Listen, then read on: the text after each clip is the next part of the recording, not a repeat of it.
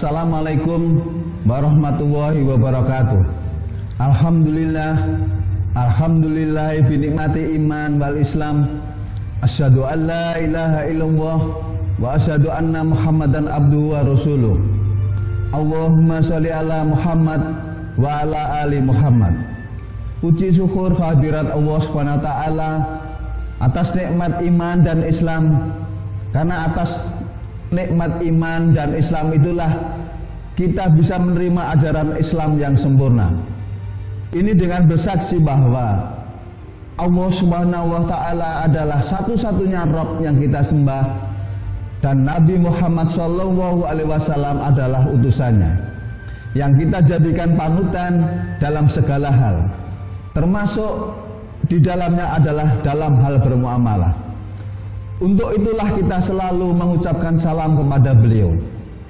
Saudara-saudaraku jamaah cendekia yang dirahmati Allah Subhanahu wa taala.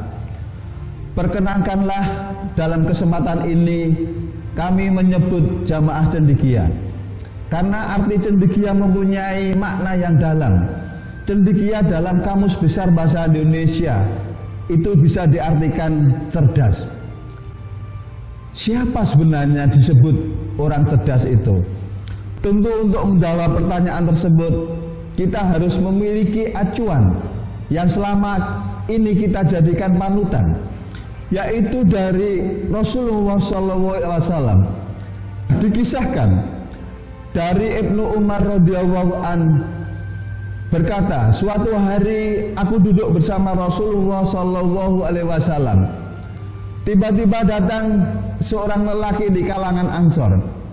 Kemudian ia mengucapkan salam kepada Nabi Shallallahu Alaihi Wasallam dan bertanya, wahai Rasulullah, siapakah orang mukmin yang paling utama? Rasulullah menjawab, yang paling baik akhlaknya.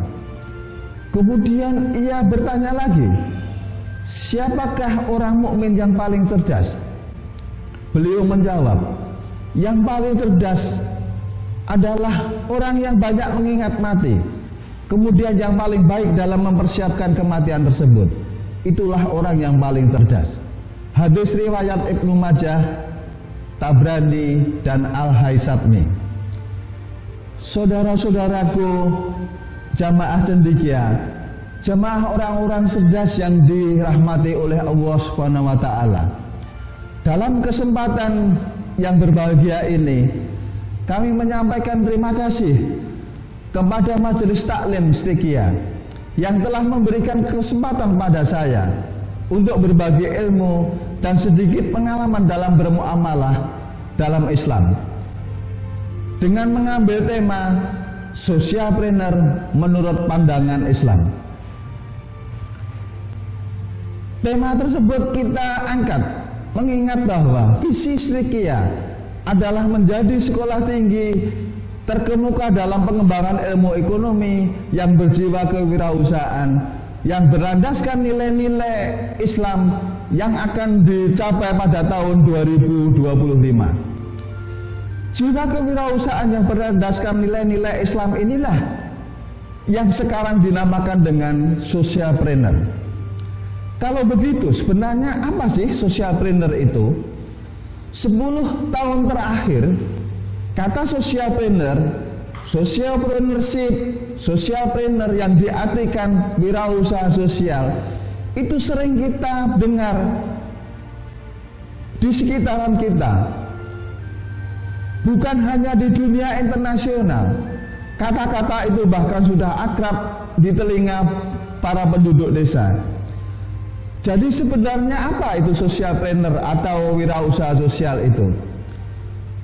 Merujuk pada kegiatan seminar tentang socialpreneur yang dengan tema berbisnis dan berbagi yang diadakan oleh Islamic Socialpreneur Development Program yang diusung oleh Lembaga Amil Zakat BSM dan dibawakan oleh Bapak Muhammad Iqbal yang merupakan pembina dari para socialpreneur atau wirausaha sosial di berbagai daerah.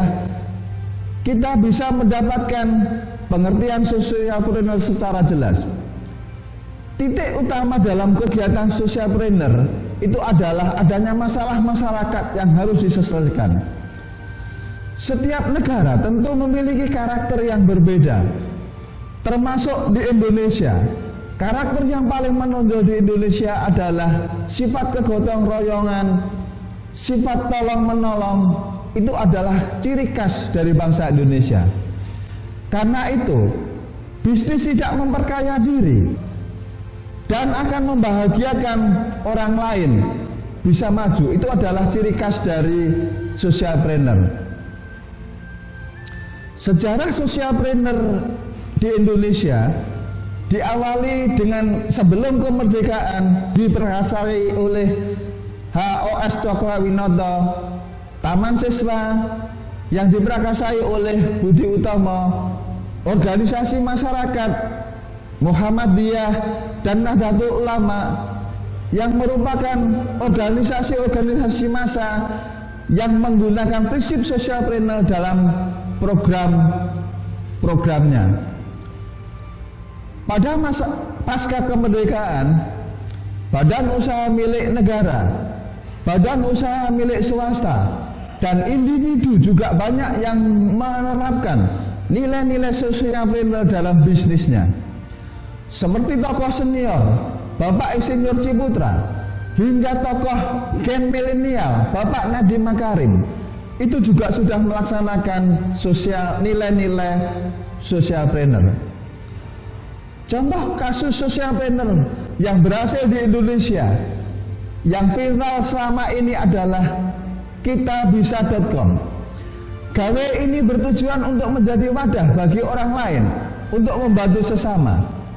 Dengan tampilan yang mudah digunakan, ia menghubungkan orang yang ingin membantu dan orang yang ingin dibantu, atau orang yang membutuhkan biaya. Bukan saja bisa.com ini berhasil dalam memviralkan kegiatannya, namun juga memiliki manfaat yang luar biasa. Para pemirsa yang dirahmati Allah Subhanahu wa taala, bidang socialpreneur itu luas sekali. Mulai dari bidang pertanian, contohnya ada Agradaya yang di Yogyakarta. Bidang lingkungan, ada Bank Sampah Swatri di Malang. Bidang pariwisata, ada Desa Wisata Tegawaru di Bogor. Bidang pendidikan, ada Kampung Inggris di Pare Kediri. Bidang kesehatan, ada asuransi sampah yang diprakarsai oleh Dr. Gamal Albin Said, di mana jika seseorang ingin berobat, pasien tidak perlu membawa uang, cukup membawa sampah daur ulang sebagai biaya berobat. Bidang keuangan, ada lembaga keuangan mikro yang berdiri di berbagai wilayah di Indonesia.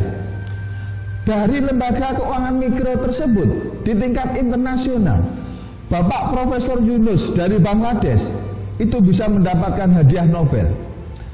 Selain itu semua, masih banyak sekali bisnis berbasis socialpreneur di Indonesia yang kalau dibahas dalam video dengan durasi singkat ini maka tidak akan mencukupinya.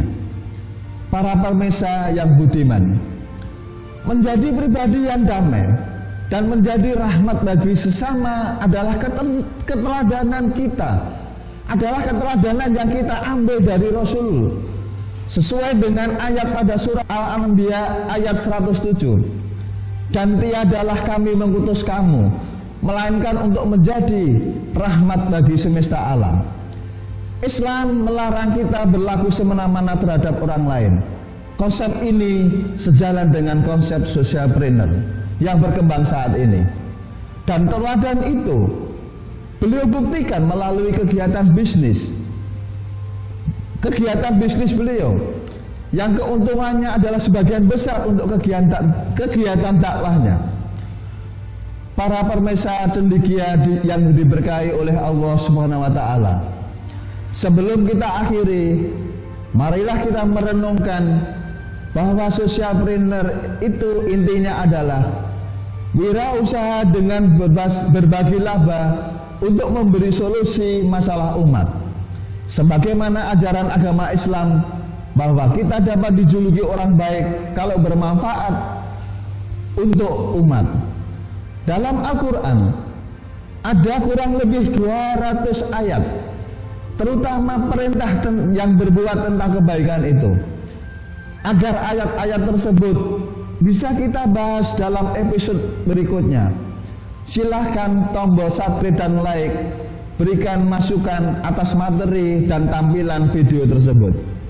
Akhirnya, kalau ada yang benar yang kami sampaikan, itu adalah datangnya dari Allah Subhanahu wa Ta'ala. Kalau ada salah, datangnya adalah dari saya pribadi. Untuk itu mohon dimaafkan. Kami akhiri, salam berani maju semakin cerdas. Assalamualaikum warahmatullahi wabarakatuh.